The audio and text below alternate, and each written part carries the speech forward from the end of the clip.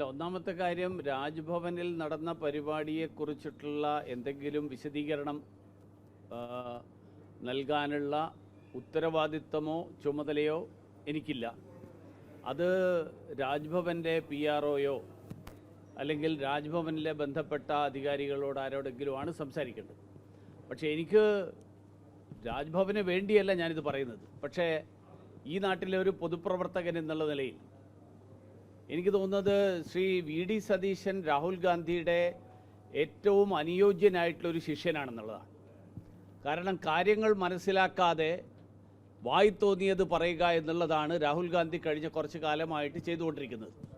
VD Satheesan അതിന് പറ്റിയൊരു ശിഷ്യനായതുകൊണ്ട് അതേ പാതയിലാണ് ഇപ്പോൾ VD സതീശനും ചെയ്തുകൊണ്ടിരിക്കുന്നത്.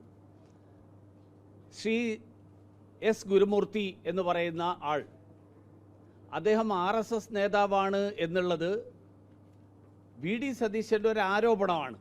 ഞാൻ മനസ്സിലാക്കുന്നത് അങ്ങനെയാണ്. രാജ്ഭവൻ്റെ ഇൻവിറ്റേഷൻ ഞാൻ കണ്ടിട്ടില്ല. രാജ്ഭവൻ്റെ ഇൻവിറ്റേഷനിൽ അദ്ദേഹത്തിൻ്റെ RSS ഭാരവാഹിത്വം പരാമർശിച്ചിട്ടുണ്ടോ എന്നും എനിക്കറിയില്ല.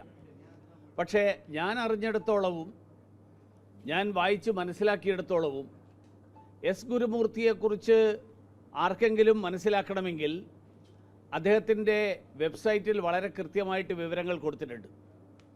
അദ്ദേഹത്തിൻ്റെ അക്കാഡമിക് ക്രെഡൻഷ്യൽസിനെ കുറിച്ച്, അദ്ദേഹം നടത്തിയിട്ടുള്ള കഴിഞ്ഞ കാലങ്ങളിലെ പ്രവർത്തനങ്ങളെക്കുറിച്ച്, ഈ രാജ്യത്ത് ബൊഫോഴ്സ് ഇടപാട് പുറത്തു കൊണ്ടുവരുന്നതിലും ആ കാലത്ത് അന്നത്തെ പ്രധാനമന്ത്രി ഉൾപ്പെടെയുള്ള ആളുകളുടെ, അതായത് മുൻ പ്രധാനമന്ത്രി ശ്രീ രാജീവ് ഗാന്ധി ഉൾപ്പെടെയുള്ള ആളുകളുടെ ഈ കാര്യത്തിലുള്ള പങ്ക് വെളിച്ചത്ത് കൊണ്ടുവരുന്നതിലുമൊക്കെ നിർണായകമായിട്ടുള്ള പങ്ക് വഹിച്ചിട്ടുള്ള ആളാണ് ശ്രീ S ഗുരുമൂർത്തി.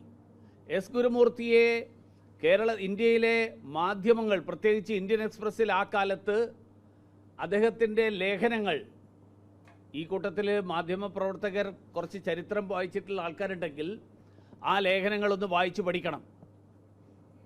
അപ്പോൾ അങ്ങനെ വരുമ്പോൾ ഇതുപോലെയുള്ള വിഡ്ഢിത്തങ്ങൾ ആരെങ്കിലും എഴുന്നള്ളിക്കുമ്പോൾ അവർക്ക് അവിടെ തന്നെ ഒരു മറുപടി പറയാനും പറ്റുമായിരുന്നു. ശ്രീ ഗുരുമൂർത്തി ഇപ്പോഴും ബോംബെ IITയിലെ വിസിറ്റിംഗ് ഫാക്കൽറ്റിയാണ്. അദ്ദേഹം ചാർട്ടേഡ് അക്കൗണ്ടൻ്റ് എന്നുള്ള നിലയിൽ വളരെ അറിയപ്പെടുന്ന ഒരു സാമ്പത്തിക വിദഗ്ധൻ കൂടിയാണ്.